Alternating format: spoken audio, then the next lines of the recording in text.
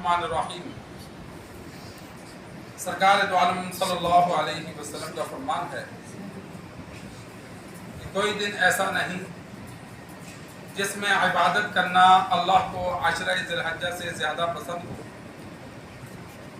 اس لیے کہ عشرہ ذی الحجہ میں روزہ رکھنا 1 سال کے روزوں کے برابر اللہ ثواب عطا فرماتے ہیں، اور رات کی عبادت پر اللہ لیلۃ القدر کے برابر ثواب عطا فرماتے ہیں۔ سنن ترمذی میں یہ حدیث موجود ہے، امام ترمذی نے اسے نقل کیا۔ عشرہ ذی الحجہ آج 1 ذی الحجہ ہے، دن میں عبادت کا بھی بہت زیادہ ثواب ہے، رات میں بھی عبادت کا بہت زیادہ ثواب ہے۔ تو انسان کوشش کرے نماز باجماعت ادا کرنے کی، نوافل کی، قرآن مجید کی تلاوت کی، اور چلتے پھرتے ذکر و اذکار کی۔ ہماری یہ عادت تقریباً ختم ہو چکی ہے کہ ہم چلتے پھرتے ذکر و اذکار نہیں کرتے۔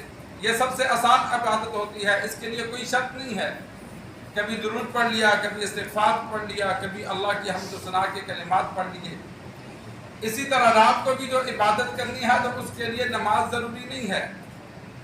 اگر ایک بندہ کپڑے پاک نہیں ہیں یا جسم پاک نہیں ہے، وہ اٹھ کر وضو کر کے نماز پڑھنا مشکل لگتا ہے، اس سے یہ عمل نہیں ہوتا۔ جو قرآن مجید اس کو زبانی یاد ہے وہ پڑھ لے۔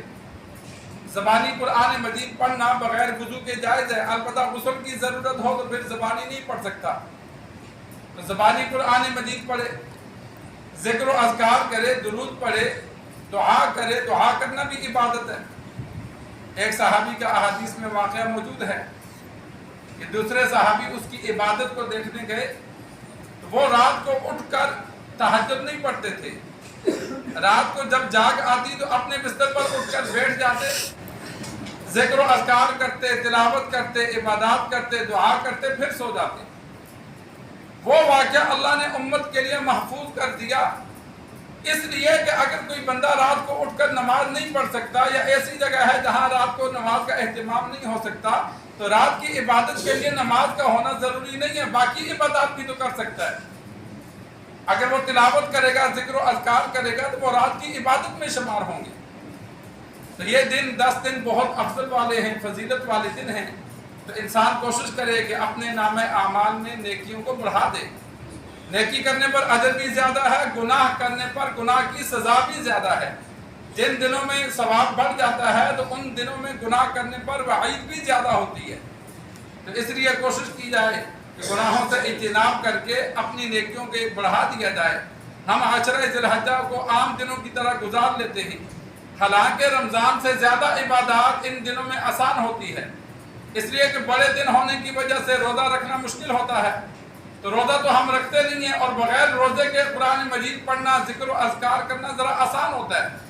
روزے میں عبادت کرنا مشکل ہوتی ہے۔ ابھی انسان پانی پی لے گا، سپارہ پڑھ لے گا، چائے پی لے گا، بیٹھ کے ذکر کر لے گا۔ یہ آسانی سے انسان اپنا کھانا پینا تھوڑا سا زیادہ کر لے، لیکن عبادت کی نیت سے کہ چلو سونے کے بجائے میں چائے پی لیتا ہوں، گھنٹہ ذکر کر لیتا ہوں، گھنٹہ درود پڑھ لیتا ہوں، تلاوت کر لیتا ہوں، اپنے آپ کو مشغول رکھنے کے لیے۔ اگر کھانے پینے کے بھی ساتھ اہتمام کر لیا جائے عبادت کی نیت سے، رات کو جاگتا ہے تو کبھی ملک شیک بنا لیا، کبھی شربت دے لی، کبھی چائے، جو اس کا دل کرتا ہے، 2-4 بندے بیٹھ کر دین کی باتیں کریں، ذکر و اذکار کریں، اس پر بھی اللہ اجر دیتا ہے۔ اللہ سے دعا ہے اللہ تبارک و تعالی ان دنوں میں ہمیں خوب عبادات کر کے فائدہ اٹھانے کی توفیق عطا فرمائے۔